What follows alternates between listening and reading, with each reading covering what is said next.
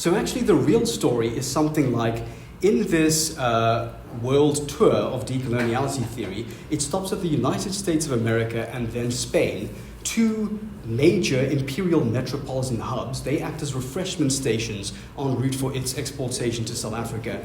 And we get it as late as 2011, 2015. This is the latest episode in a long-suffering fashion show whereby we in the global south have to now look at these new, exciting new ideas that have come to us after they've already been extensively debated elsewhere in America.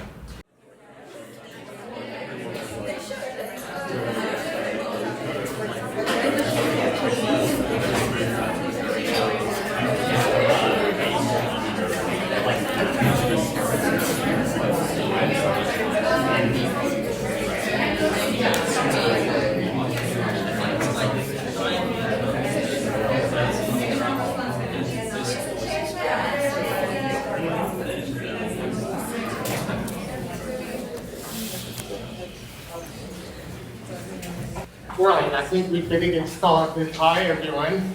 It's great to see such a good turnout. And thank you to Kavish for coming today, because as you know, his talk was cancelled on the 20th because we had disruptions. So I'm glad I couldn't put anyone off.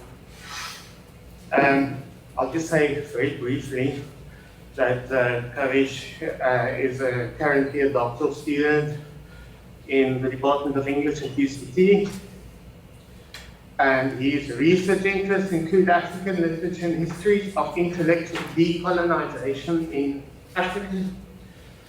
And he's worked as a culture journalist for many years, most recently as a film critic for the Sunday Times. This is the bio that he gave me. I feel I should add that he has recently made some timely and brilliant interventions in the debate around decolonization.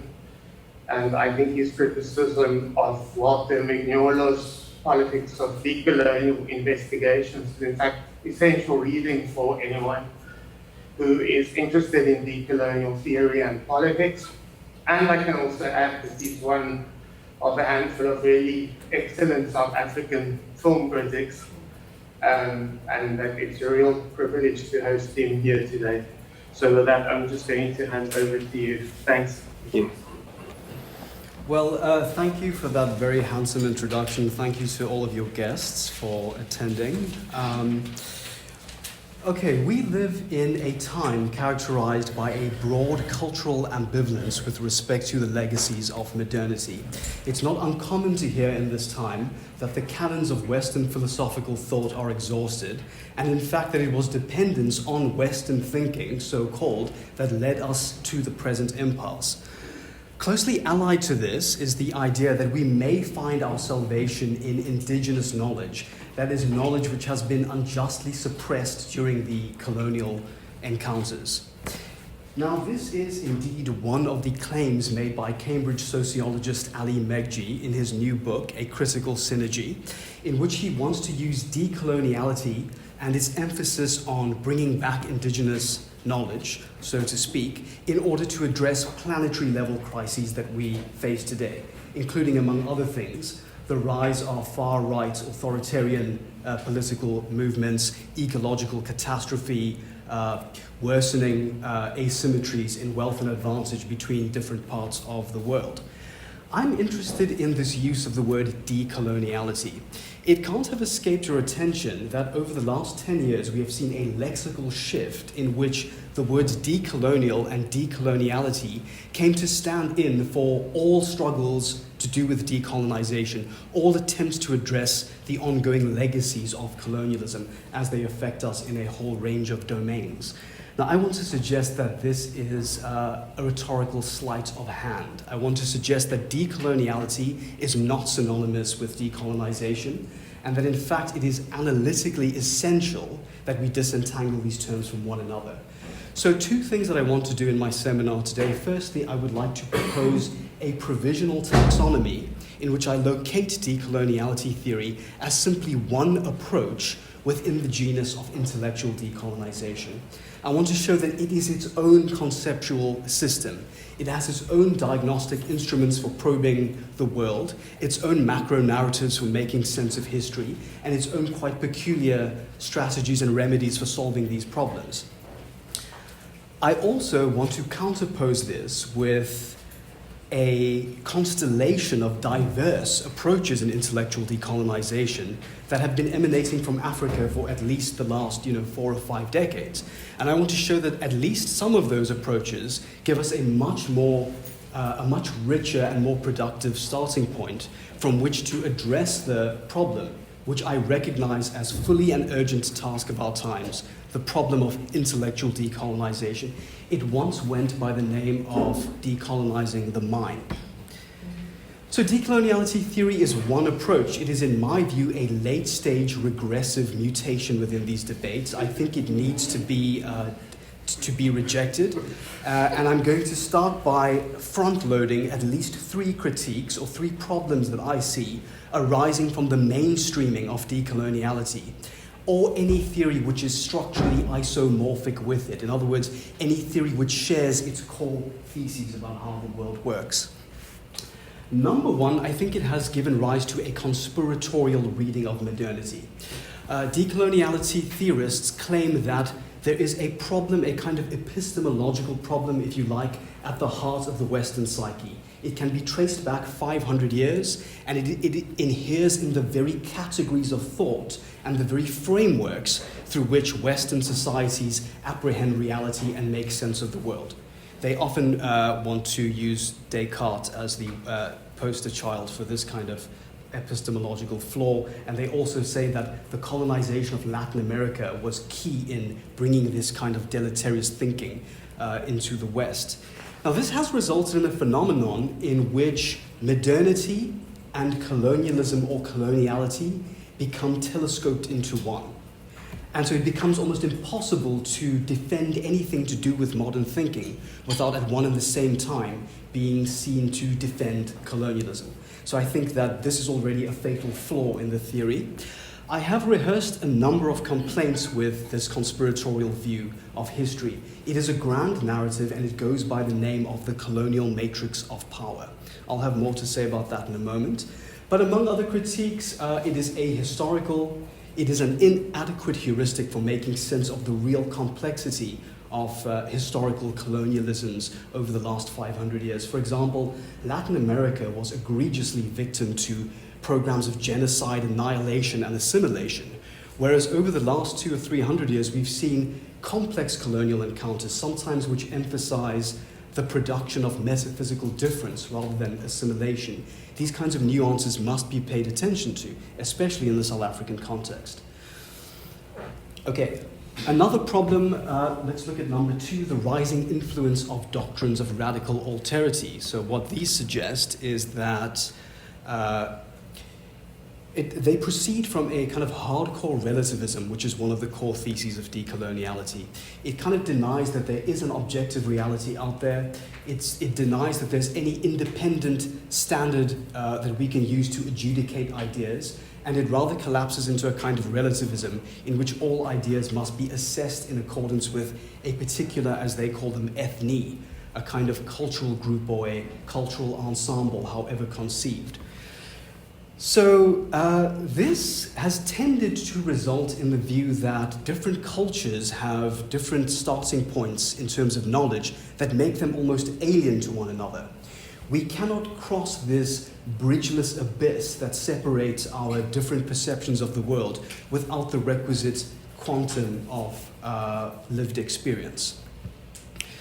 So I think that it is an elemental proposition of literature, which is the field in which many of us work, that acts of the imagination do have the power to unite us in the archetypal experiences of being human. Each one of us has been greatly enriched by these cultural texts through sensitivity, empathy, creativity. We have, however imperfectly, been allowed to inhabit the mind of the other.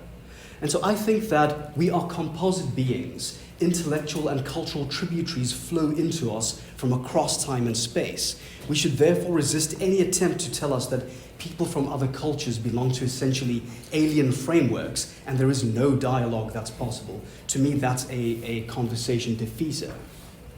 Finally, and deriving from this, is an increasing emphasis on indigeneity and the politics of authenticity. Now, decoloniality theory has already been operationalized by far-right and authoritarian thinkers in China, Russia, India, and elsewhere, in order to start pointing out particular individuals or particular ways of thinking that are considered to be too Western.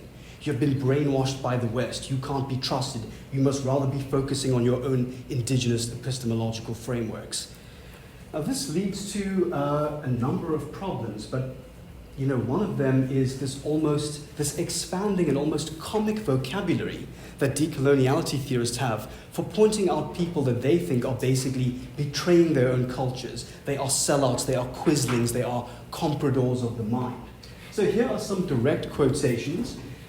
You can be accused of being bewitched and seduced by the West, enchanted by Euromodernity. This was an accusation made of Olufemi Taiwo, whose book, How Colonialism Preempted Modernity in Africa, is one of my all-time favorite interventions in this discourse. Samir Amin, the man who invented the term Eurocentrism, has been accused of being interpolated by Western epistemologies, and Toyin Falola uses the term cognitively kidnapped. So the list of the disparaged is growing and growing because it's very difficult to pinpoint at what moment you have sufficiently de-linked from the thoughts of the West. Perhaps for me the most hilarious metaphor comes from J. Sai Deepak, an Indian constitutional lawyer who in his book India That Is Bharat argues, using decolonial theory, that Christians and Muslims in India are alien invaders. They bring with them alien ways of thinking, alien values, and we must banish those values and go back to the epistemology of 7th century India, or Bharat as he calls it, which is for him the kind of organic, authentic prehistory of India and where the whole epistemology is fully coherent. He actually references Christopher Nolan's science fiction classic Inception to argue that, to use a pop culture reference, coloniality was a form of inception performed on the minds of the colonized. So you have to imagine that when you're thinking too much like a Westerner, whatever that means, it's as though the colonialists have kind of implanted in the deep substructure of your very psychology Western ideas, you're thinking like a white person.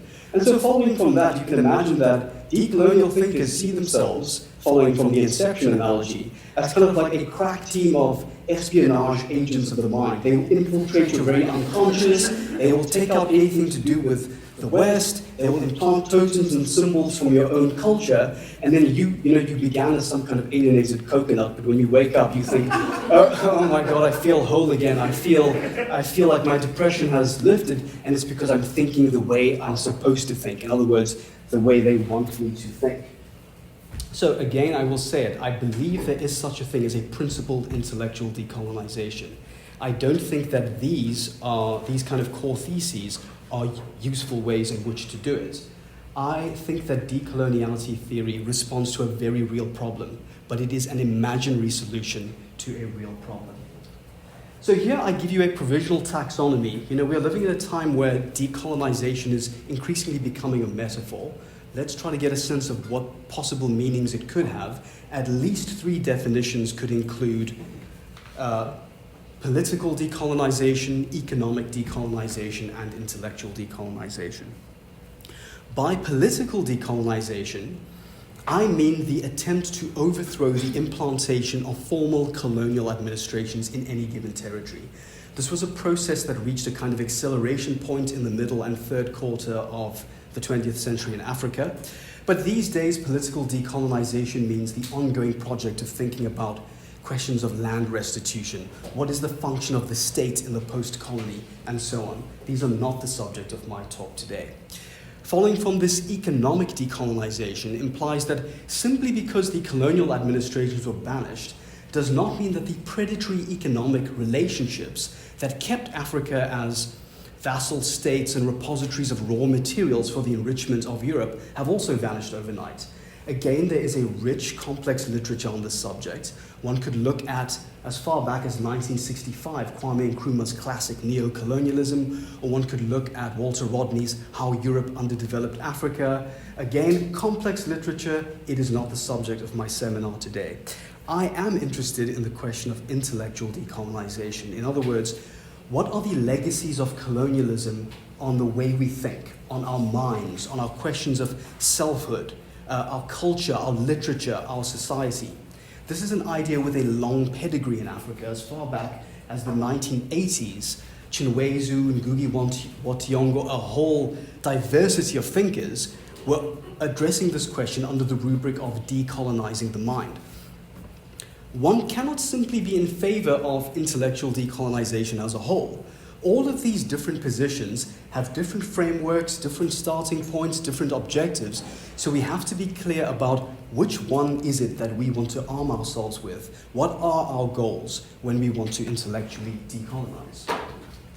So here you can see that I split, just for the purposes of my talk, some approaches in intellectual decolonization. I want to distinguish decoloniality theory, which is one type, from what I'm going to call here critical African philosophers, including Wiredu, Appiah, and Hountondji, and I'm going to show how they can't be conflated with one another because they are very different approaches to decolonizing the mind. What unites these three theorists that I want to talk about is that they are not radical relativists and they reject the idea of radical alterity. They do not believe in a conspiratorial reading of the West or modernity. They believe that we can adapt the best of all human thought and put it to whatever purpose or need we have to hand. And furthermore, they do not believe that intellectual decolonization means bringing back pristinely entombed cultural truths that lie buried in the past and can be brought back in order to bring wholeness and unity to our ways of thinking. Let me give you a quick sketch of what this entails. So let's begin with Kwasi Wiredu. He is a Ghanaian philosopher. As far back as 1980, he introduced the idea of conceptual decolonization. To decolonize our philosophical thinking means divesting our thought of all undue influences emanating from the modes of thought of our erstwhile colonizers. So the emphasis is on undue. It's not that influence from outside is a problem. Is it undue? So, as one very intelligent commentator has put it, this would include the practice of doing an intellectual audit of all ideas that were received, that arrived here via the West, and then to scrupulously go through them and say, are they false? Are they unhelpful? Do they work here? Are they producing distortions in the way they think? Do they carry prejudice, racism, or bias with them? If we find them, we throw them overboard. And if we find ideas that empower us, we are free to use them.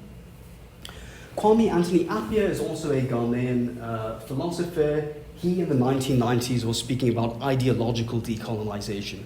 He was saying that even the counter discourses like Pan-Africanism, negritude, theories of African personality, which arose nobly in response to colonialism, even those conversations would have to be decolonized because he detected the freight of a lot of racist thinking that was imported into those discourses that came from 19th century colonial ways of understanding different peoples.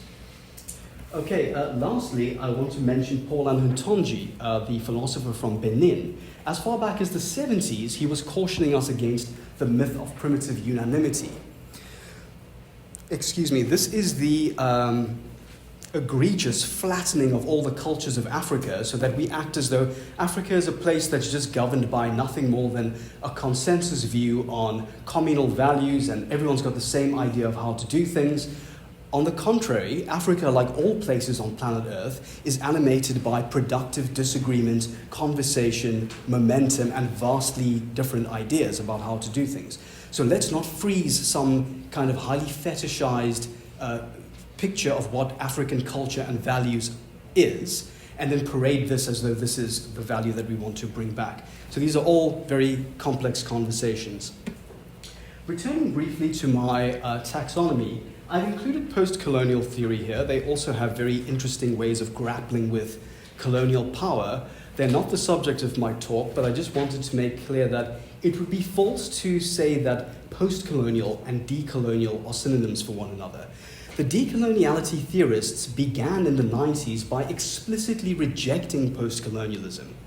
They claimed that the post-colonialists alleged that the post-colonialists depended too much on Eurocentric ways of thinking. They used Jacques Derrida, Jacques Lacan, Michel Foucault. That's too Western. We are rather going to draw on indigenous knowledge in order to power our critique of colonialism. Whether or not they were successful in that, whether or not they don't actually carry with them the inheritance of Western forms of thought, so to speak, is an entirely different story. So, after all of that, let's zoom into what is decoloniality theory itself.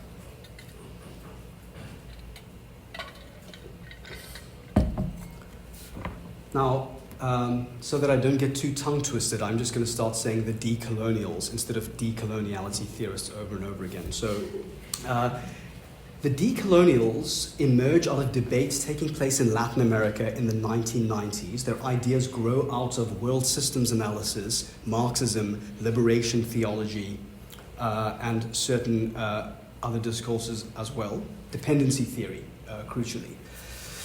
Immediate precursors would include the Peruvian sociologist Anabel Quijano, who coined the term the colonial matrix of power, and which signals a kind of inauguration of decoloniality theory, and also the Argentine-Mexican philosopher of liberation, Enrique Dussel.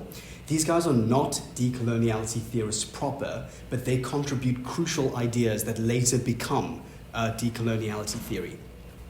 They are part of a research group called the Modernity Coloniality Research Cluster, which includes other key figures like the Argentine semiotician Walter Mignolo, the Puerto Rican sociologist Ramón Grosfoguel, and the philosopher Nelson Maldonado Torres. It is these guys that go on in the 90s and 2000s to produce decoloniality theory as we understand it today. Now, all of these figures over the two or so decades following the 1990s became progressively installed in the prestigious universities of the global north. And this matters because when tracing the itinerary of decoloniality, in other words, how does it arrive in South Africa, they try to tell a particular story. They say, well, this was the result of a global South dialogue taking place between activists and intellectuals in the former colonies.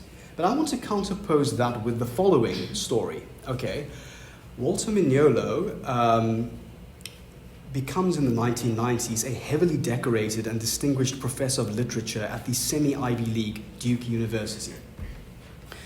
And following the critiques of the Bolivian anthropologist Rivera Cusicanqui, I want to accuse him of cultural appropriation. Now, I hate to do this, but I know that for some of you it matters, but Mignolo, don't be fooled, is, for want of a better word, a white guy. Okay, he's a blue-eyed, as he describes it, Argentine of Italian descent. He's one generation removed from the heart of Europe.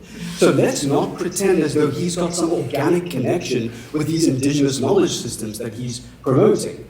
He comes across an idea like Pachamama. It's a Peruvian idea. A shorthand meaning of it would be communal harmony, ecological balance, Mother Earth. He likes the sound of this. It's very exotic. He expropriates it and takes it to the United States of America. So Pachamama constitutes like a raw material in intellectual terms. He takes it to Duke University for secondary manufacturing, where it's turned into a gleaming finished commodity in the form of his impenetrably obtuse 700-page monographs and collected volumes of decoloniality. And then it travels to Europe and other parts of the global north where everyone's discussing it throughout the 90s and 2000s. 2 decades later, it's exported to us in South Africa and upsold to us, and we're told, now you can apply these frameworks in your country as well. So I think this is an act of cultural appropriation. One critic has joked that Mignolo used Duke University's publishing house as his own vanity press for the assembly line production of decolonial monographs in the 90s and 2000s. Okay, nevertheless, that's a kind of genealogy. It's just a sketch of how this theory arrives in South Africa. I also want to just add here that how did it get to South Africa? Well, in 2011, a number of high-ranking officials, directors, deans, researchers, and professors from UNISA, called ADERN, the Africa Decolonial Research Network, went to Barcelona, where they were introduced to a decolonial summer school And it was from that critical transit point that they brought decoloniality to South Africa. So actually the real story is something like, in this world tour of decoloniality theory, it stops at the United States of America and then Spain, two major imperial metropolitan hubs. They act as refreshment stations en route for its exportation to South Africa. And we get it as late as 2011, 2015. This is the latest episode in a long-suffering fashion show whereby we in the global south have to now look at these new, exciting new ideas that have come to us after they've already been extensively debated elsewhere in America. Let's then move on to the question of what exactly is decoloniality theory. I'll give you some ideas. Well, the epistemic decolonial turn is the name that we now give to this process whereby in the 90s, these ideas, those core theses I mentioned at the top of the lecture, are beginning to gain prominence in the university. When you hear ideas like colonial matrix of power, border thinking, pluriversality, truth in parenthesis, epistemic disobedience, body politics of knowledge, this is the language of the decolonials. These are some of their signature ideas. Now, I'm going to give a quick account of at least 3 ideas that are important to understand how this discourse works. It emerges out of dependency theory in economics. Very briefly, dependency theory suggested to us that global capitalism, as it was entering a kind of planetary-wide level, was carving the world up into core and periphery economies. The core economies are the wealthy industrialized nations who can set the terms of economic trade, and the peripheral economies are the poorer developing countries who are disempowered and have no choice but to accept the commandments that are coming from these core economies. This is how we become underdeveloped. It's a structural condition of this global economy. It's not that we just need to go through a temporary period. It's that if we keep following the economic directives of those in the core economies, we will remain dependent on them until Judgment Day. Okay, so Amílcar Cabral, when formulating the colonial matrix of power, is saying, how does this global division come about? He says, when the Spanish are conquering Latin America, they bring with them and begin to develop a system of racial classification, racism. They mark out all population groups on the planet into different races. They assign you into a hierarchy from inferior to superior, well, superior to inferior, and where you are on that hierarchy will be articulated to a global division of labor. What is your race? Are you black, brown, white, whatever ethnic designation they give you? That will correspond to, do you become a slave, an indentured laborer, a waged laborer, and so on and so forth. This then gives rise to the coloniality of knowledge, which suggests that this same hierarchy is replicated in the domain of ideas and beliefs. So where you are assigned on that hierarchy is also going to determine whether your culture can produce scientific insight, can produce rational interpretations of the world, or are you condemned to produce myth, superstition, and various kinds of barbarian reason, if you like. Now, this is a well-studied phenomenon. We know that it is one of the enduring indignities and humiliations of the colonial encounter, that it refused to acknowledge certain other ways of thinking about the world as being legitimate or as being worthy of conversation. When it comes to economic dependency theory and that core peripheral relationship, some dependency theorists said the solution was economic delinking. We can't win if we play the game on your terms, so we strategically withdraw from the core economy. We will not do business with you. We will practice economic protectionism. We will build up our own infrastructure and industries. We will place tariffs on imports that are coming from outside. Not dissimilar, by the way, to what Donald Trump is practicing in the United States right now.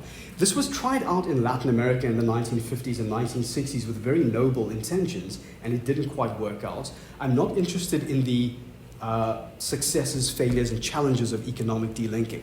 I'm interested in how it was imported into decoloniality theory, where the new solution became epistemic delinking. The very Western knowledge system is the thing that keeps subordinating me, that makes me unable to interpret my world and come up with solutions that actually serve me. The goal is to withdraw from the way the West thinks. I must practice, if you like, a kind of epistemological protectionism in which I draw on my own indigenous knowledge and use that. I place tariffs on ideas that come from outside my region, and I must be very vigilant about anyone who's thinking too much like the West. These are the guys who are acting as the puppets of the West. They are the intermediaries, bringing in too much Western thinking and therefore actually enabling this ongoing process of our servitude to the West.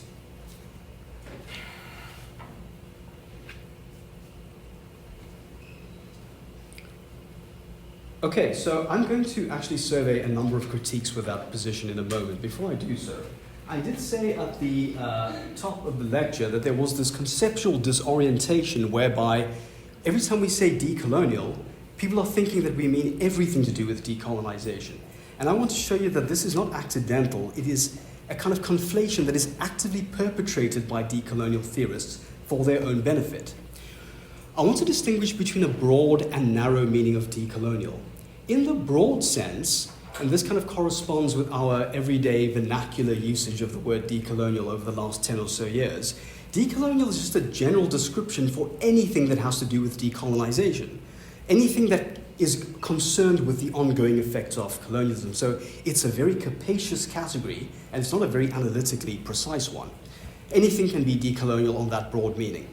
But the narrow meaning of decolonial corresponds to an adjective or a descriptor for this very conceptual apparatus called decoloniality theory that I just adumbrated above.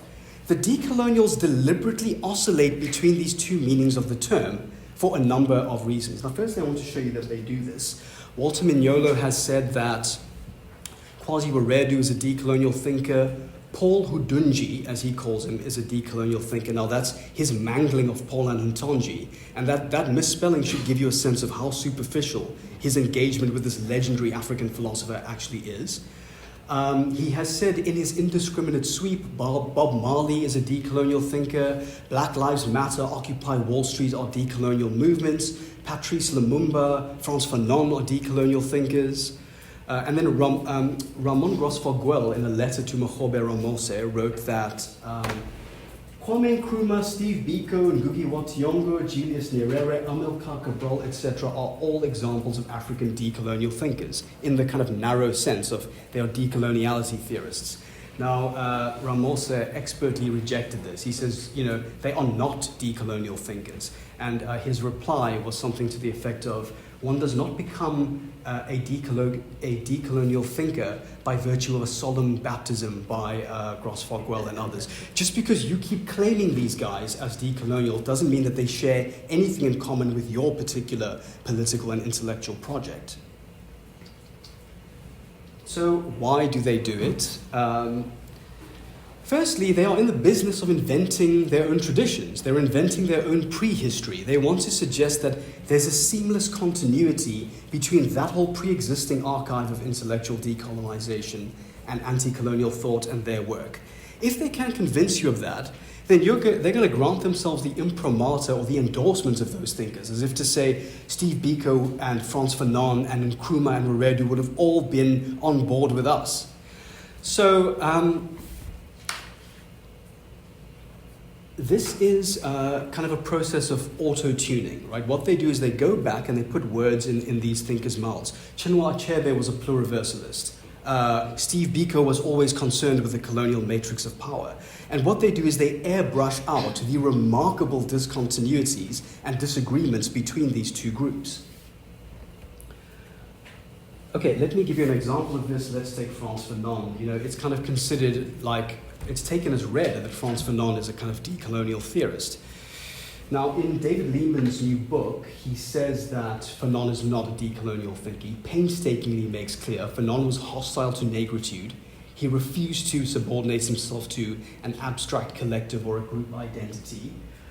He writes that the decolonial school has overemphasized Fanon's writing about racial exclusion and the violence of racism. So if he has shown that Fanon is not a decolonial thinker, how many other thinkers that you think are decolonial based on how these guys have expropriated them and fraudulently claimed that they belong to their tradition, how many others are there? I think quite a few. Now, nevertheless, in the throne room of the decolonials, they hang on their walls the portraits of Steve Biko, Frantz Fanon, Kwame Nkrumah. They invite you in to marvel at their illustrious forebears, and they want you to believe that they are part of this same tradition. And not only do I want to reject that, I also want to insist that none of these thinkers that I have just mentioned constitute a pantheon of unimpeachable heroes or demigods who are beyond mortal critique. Each one of them must be thoughtfully engaged with, respectfully and critically. But I think that a number of them give us points of departure that are much more productive than what we find in decoloniality theory. Okay, I want to give one more critique of this conflation between broad and narrow. Okay, how about, let's imagine that if there was a continuity, that decoloniality theory was actually simply the restatement of this older project of intellectual decolonization. Well, to me, that would constitute a highly irritating intellectual crime. Because why are we now being made to study these tortured neologisms, this whole intimidating new vocabulary, all of the portmanteau words that they've invented?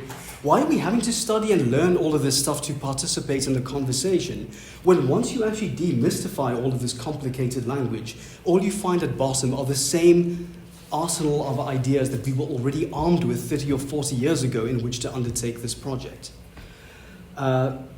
Critics like Neil Larson have called decoloniality theory a parody of a genuine theoretical system. And one memoirist from the Rhodes Must Fall movement said that during the days of the campus occupation, being able to quote Mignolo gave you intellectual currency or symbolic capital. It kind of, it had a kind of gatekeeping mechanism. It was elitist, it was exclusionary. And in fact, he even concluded by saying that Mignolo was an opioid. Okay, I have some remarks to make about how this type of writing degrades the humanities. We are being called upon the global stage once again to defend what we do by people who are saying that we are squandering millions in state expenditure on producing research that makes no real advancement on the pressing questions of our time. But I'm just going to bookmark that for now, just so that I make sure I get through this with enough time. Okay. Let me give you a critique now of a critical idea from decoloniality theory. It's called epistemic reconstitution, or epistemic delinking. Now, like I said, decoloniality theory is very relativist. It denies the idea of universal knowledge. It denies the idea of objective reality. It suggests that all knowledge is relative to particular ethnies, cultural groupings, cultural communities. They give a number of different synonyms for this. But it bottoms out in a kind of cultural relativism or ethno-relativism. They believe in the body politics and geopolitics of knowledge. In other words, when thinking, you must think from where you are. Don't use ideas that come from outside. Don't use ideas from the West. Use the ideas that belong to what they call your locus of enunciation. The term, I mean, again, these kind of, I do feel as though I debase myself every time I'm forced to use this language, but it is a condition of entering into the conversation. Many of these ideas are also quite defensible. All of them have a kernel of truth to it, but the way that they are extremely operationalized in decoloniality leads to some of these problems. So let me just conclude by saying this epistemic reconstitution means, let's say you've got a problem and you want to solve it. Firstly, don't be thinking like someone from the West, because remember, the West is intrinsically rapacious, extractive, and so on. You're going to replicate the same problems that you always did, like peripheral economies do, if you rely on their way of thinking. Go inward. Ask yourself, what is my indigenous knowledge system? What is my ethne? What ideas do they have for solving this problem? And there's no independent standard by which to measure this. It's good because that's where it belongs. Mignolo says all knowledge has its proper localism. It must be practiced where it belongs. Now I'm just going to survey a number of critiques with this. Firstly, I want to talk about the fetishism of the non-West that you find in this discourse. Because the problem lies with Western ways of thinking and not contingent social and historical power structures that generate oppression. Western thought as a whole tends to be characterized as highly individualistic, materialistic, extractive, hierarchical, and oppressive. By contrast, the global south is flattened into its metaphysical opposite. The indigenous cultures of the global south are communal, non-hierarchical, egalitarian, respectful, sustainable. Now, all cultures, of course, across the world have both good and bad. What do you do when you find that in indigenous cultures, anything from caste systems, polygyny, animal abuse, chieftain-led native hierarchies, ethnic chauvinism, well, there history becomes a choose-your-own-adventure, because you can basically say that the colonialists distorted those institutions and produced that evil. It was their way of thinking that resulted in these transmogrified institutions. This opens the door to what we call prelapsarianism. It's, in other words, the romanticization of the pre-colonial past. The past of Africa becomes nothing more than a Garden of Eden, or as Abiola Irele has written, the traditional past becomes a universe of pure coherence. I love this expression by my favorite literary critic, Hountondji. He said, this type of writing amounts to the annulment and mythicization of history itself. Okay, number two, let's talk about the myth of primitive unanimity. When you study Africa, what you actually find is a remarkable set of diverse and heterogeneous practices, not the same thing. Last time I checked, Africa was still not a country. So when you talk to me about African values, African episteme and so on, let's be clear about when and where in Africa are we talking about. The medieval empires of Ghana, Mali, Songhai, the 800-year-long lasting kingdom of Benin, the Ashanti theocratic monarchy, various pastoral and agricultural collectives. What about the influence of Islam in Africa from the 7th century? Those who are sensitive to the real dynamic history of Africa will not collapse into these kinds of stereotypes.